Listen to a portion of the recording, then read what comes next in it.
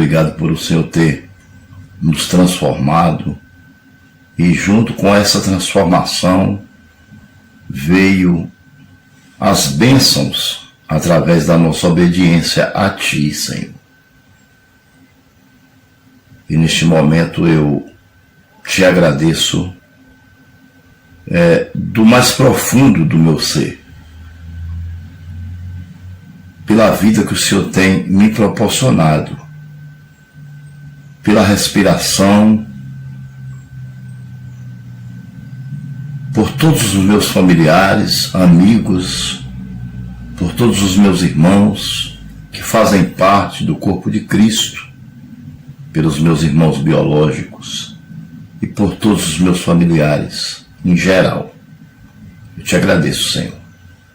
Quero neste momento também agradecer a você que é ouvinte do meu canal, a você que tem nos dado o prazer de adentrar em seu lar para trazermos uma palavra de edificação, uma palavra de conforto, uma palavra que pode mudar a sua vida, que é a palavra de Deus, inspirada pelo Espírito Santo de Deus, que transforma por dentro, que muda exteriormente, porque por dentro se há uma limpeza, uma regeneração, e por fora se há um semblante de Cristo.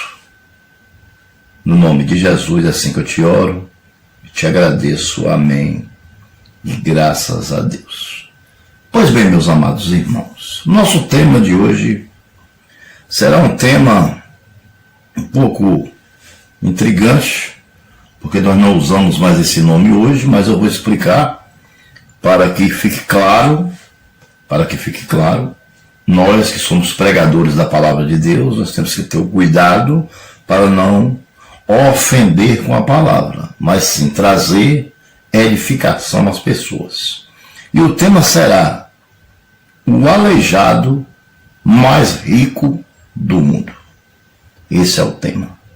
A palavra aleijado, ela vem do Antigo Testamento e foi-se aos longos dos tempos até chegar a Jesus, quando Jesus cura coxos, aleijados, mancos. A Bíblia relata a palavra aleijado. Hoje nós não usamos mais essa palavra aleijado, porque é uma palavra um pouco dura para quem sofre desse tipo de problema, para quem é acometido desse tipo de problema. Então nós chamamos de deficiente físico, né?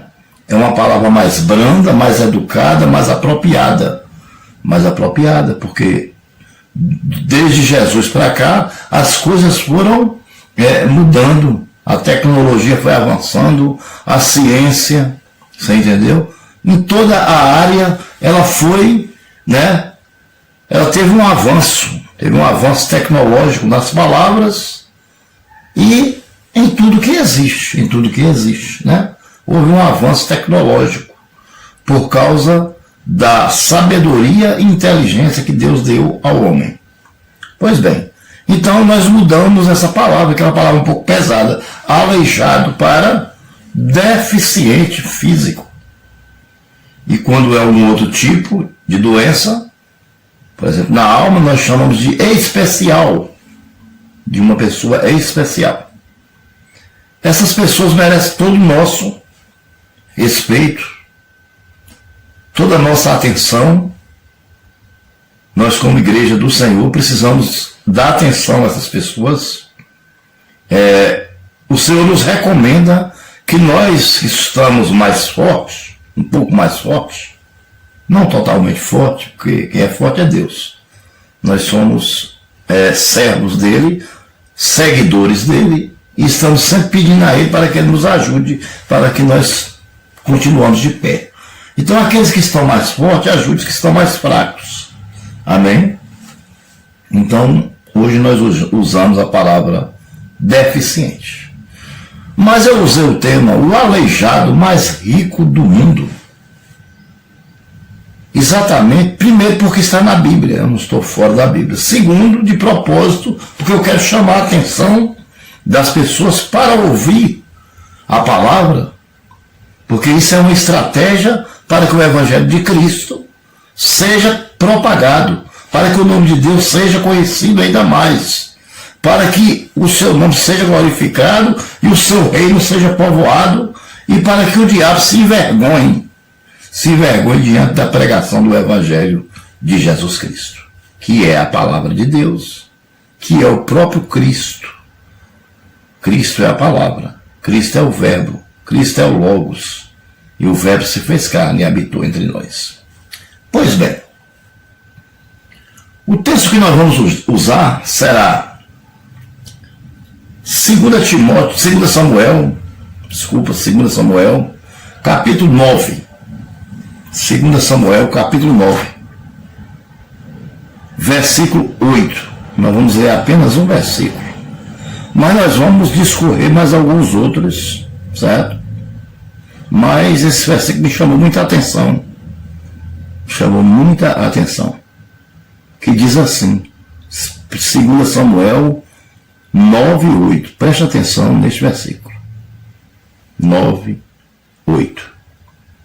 Mefibosete prostrou-se e disse: quem é o teu servo, para que te preocupes com um cão morto como eu? Louvado seja o nome do Senhor. Aleluia. Quem é o teu servo prostrado diante de Davi, Mefibosete, para que te preocupes com um cão morto como eu? Um homem aleijado de 2 pés, né? Vivia à margem da sociedade, vivia numa condição deplorável, filho de príncipe, perdido na vila, né? Filho de príncipe perdido na vila, não sei se pediu até esmola para viver, entendeu? Eu sei que ele era aleijado dos 2 pés, e nós vamos já saber como se deu essa história. E aí que entra a justiça, a bondade do rei Davi. O rei Davi teve muitas falhas, assim como eu tenho, como você tem, né? O rei Davi pisou na bola, assim como eu também piso na bola de vez em quando, com meu Deus, assim como você também pisa de vez em quando, né? Mas o rei Davi, ele tinha uma coisa, 2 coisas que ele tinha que era interessante: coração quebrantado. Primeiro ele tinha o coração quebrantado, e depois ele era um homem justo, né? Ele era um homem justo, ele não queria nada de ninguém, ele queria só o que era dele e nada de mais ninguém. Então, em primeiro lugar, eu quero falar sobre ser leal, uma rara qualidade. Davi tinha essa qualidade, ser real. Certa ocasião, Davi perguntou: resta ainda alguém da família de Saul a quem eu possa mostrar lealdade por causa de minha amizade com Jonathan? 2 Samuel capítulo 9, versículo 1. Então, Davi pergunta, depois que os filisteus vencem a guerra, né? Acaba com todos, e Saul se joga sobre uma espada e ele próprio se mata, porque ele não queria ser morto pela mão dos filisteus. Ele diz: eu prefiro morrer pelas minhas próprias mãos do que pela mão do incircunciso filisteu. Eu não sei se no momento ele sentiu algum arrependimento e queria que Deus fosse benevolente e perdoasse os seus pecados, né? Por ter retardado o reinado de Davi. Ele sabia que Davi já tinha sido ungido rei, não quis entregar o reinado. Ele perseguiu Davi, tentou matar Davi. E Davi já tinha sido ungido rei. E ele sabia disso. Mas ele fez questão de continuar no trono. Fez questão de continuar no trono. Então, os filisteus acabou com todo mundo. Com todos os soldados, matou Jonathan, os dois filhos dele, né? Entendeu? E ele próprio se matou. Pediu para que o centurião matasse, mas o centurião não matou, então ele próprio se matou. Se jogou sobre a espada e morreu. O rei Saul. Pois bem, Davi assume todo o reinado e agora organiza tudo. Porque Davi era um homem preparado. Um homem preparado é aquele que é escolhido por Deus. Por isso que eu digo, tem igreja que não cresce, tem denominação que não cresce, porque a denominação, o líder não é chamado, ele é colocado. Quando o líder é colocado, não cresce. E às vezes até cresce em número de pessoas, mas não cresce em espiritualidade, não cresce em qualidade. Você entendeu? Você precisa ter o Espírito Santo de Deus dentro de você para liderar algo, ou para liderar alguém. Você entendeu? Porque o ser humano mesmo, na sua pequenez, não consegue administrar nada. Vê aí os países como é que estão aí, tudo, né, no vermelho, por falta de administração, falta de honestidade, falta de lisura. Você entendeu? Se Deus não tiver um negócio, fica difícil de um país, de uma nação crescer. Até uma denominação religiosa ela não cresce. Ela vai, daqui a pouco ela cai. Você entendeu por quê? Colocado. Porque quando é chamado, ninguém bota, porque sabe que é chamado. Você entendeu? É chamado por Deus. Quem é chamado por Deus, o que Deus manda fazer, ele faz. Ele não quer saber se o sangue vai dar no meio da canela ou vai dar perto do pescoço. Ele quer saber o seguinte: eu vou fazer o que Deus mandou, acabou e pronto. E tem mais, ninguém faz nada contra você, porque Deus está contigo. Porque você obedece a Deus. Deus tem toda a força. Deus envia um anjo para lhe defender em questão de segundo. E ninguém toca em você. Você entendeu? Essa é a realidade. Mas é preciso ser chamado por Deus. Ser escolhido por Deus. E Davi foi escolhido. Davi foi escolhido. Quem ungiu Davi foi o maior profeta que o mundo já conheceu, chamado Samuel. Foi ele que ungiu. Pois bem. Então a primeira coisa que Davi, como homem justo, faz é perguntar se há alguma pessoa da família de Saul, se resta alguém da família de Saul. Porque Saul destruiu tudo. E existiam muitas terras. Muitas terras. E Davi queria retribuir, se houvesse alguém, por amizade a Jonathan, que era amigo de Davi e filho de Saul. Só que Jonathan era diferente do pai. Você entendeu? Era um homem honrado. Morreu porque morreu defendendo a sua terra, né, a sua nação e o seu pai. Mas ele era diferente. Jonathan era diferente. O filho de Saul. Não era igual ao pai. Então, Davi, com sua lealdade, pergunta se há alguma pessoa que saiba se existe alguém ainda da família de Saul vivo. E aí, o que acontece? Vamos lá para o versículo de número 2. Diz assim: então chamaram Ziba, um dos servos de Saul, para apresentar-se a Davi. E o rei lhe perguntou: você é Ziba? Sou teu servo, responde ele. Então vamos falar um pouquinho de Ziba, né? Ziba era servo de Saul, mas ele escapou.